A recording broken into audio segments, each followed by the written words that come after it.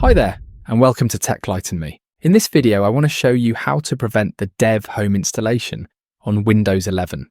It is usually force installed on your PC during a Windows update. If you want to prevent that from happening, follow these steps. Press the Windows key and R together on your keyboard to open the Run box. Type the following command and press Enter. That will open the Registry Editor. Now you need to navigate to the following path in the registry so you can make changes to the registry keys. I have also left any registry paths I use in this video in the description down below to make it easier for you so you can just copy and paste it from there. Once you get to this path in the registry, right-click on the registry key as shown on screen and click on Delete. Next, click on Yes to confirm that you want to delete the key. When that's done, you can close the registry editor and restart your PC. If this video was helpful, remember to like and subscribe for more tech enlightenment.